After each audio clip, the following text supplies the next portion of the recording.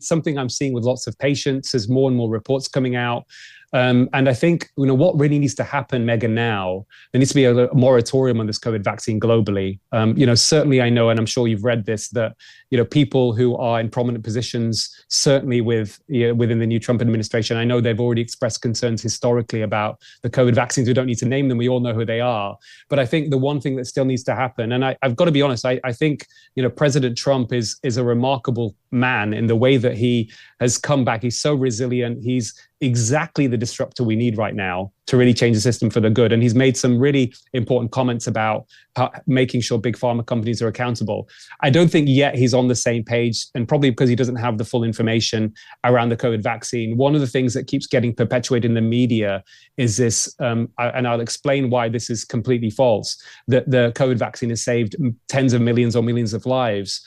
And the data on which that information is based, Megyn, is not even, it's the lowest level quality of evidence. It's not even considered in the hierarchy of evidence-based medicine, to the extent where one of the leading figures in the world in evidence-based medicine, a guy called Carl Hennigan at the Center of Evidence-Based Medicine in Oxford, wrote an article saying that this claim is implausible. Not just him. In the United States, you have the most cited medical researcher in the world. His name's Professor John Ioannidis from Stanford. I call him the Stephen Hawking of medicine.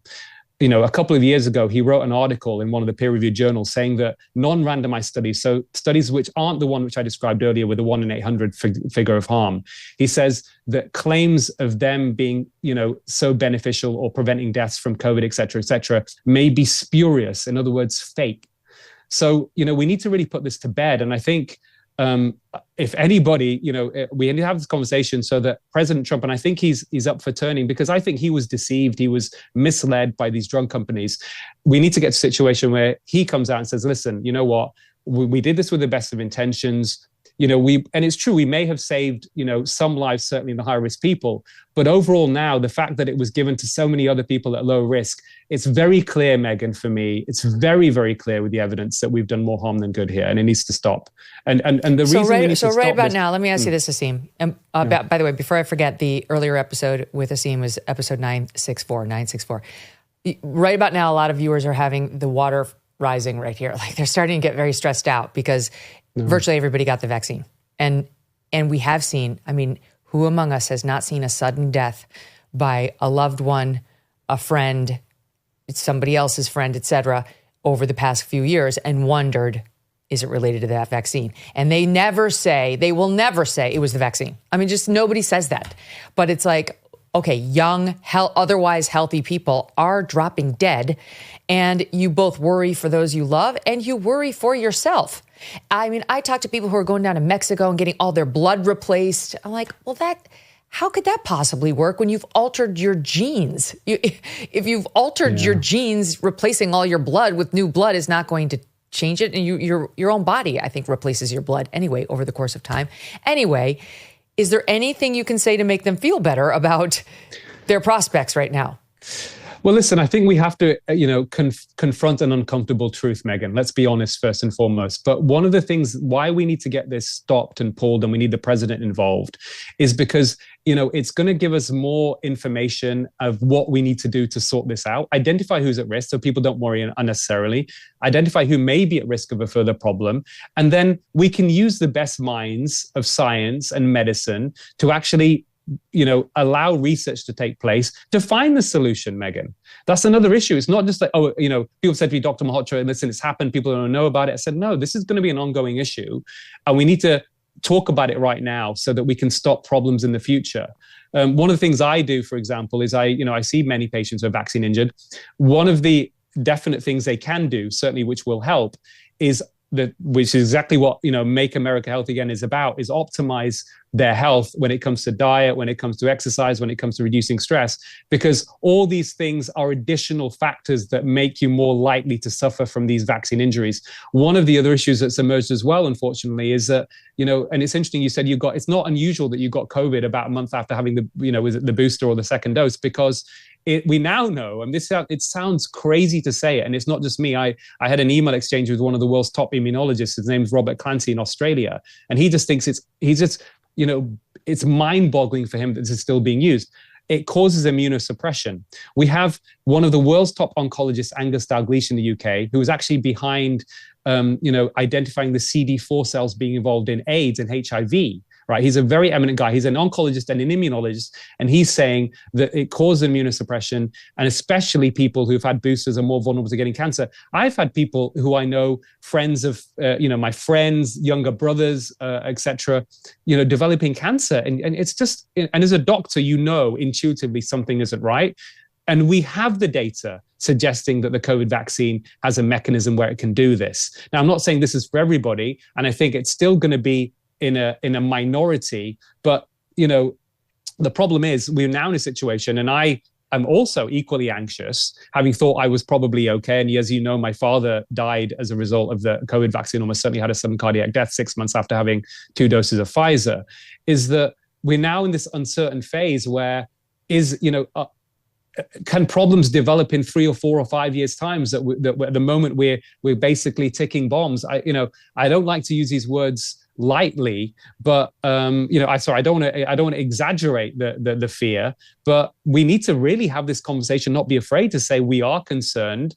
And no, there's been no accountability. That's the thing. Like, not at all. I remember saying on this program, if something goes very wrong with the vaccine, these drug companies are going to have to fix it, because look at the number of people who are taking the vaccine. There's no way they'll be able to just allow millions of people to be vaccine injured and move forward.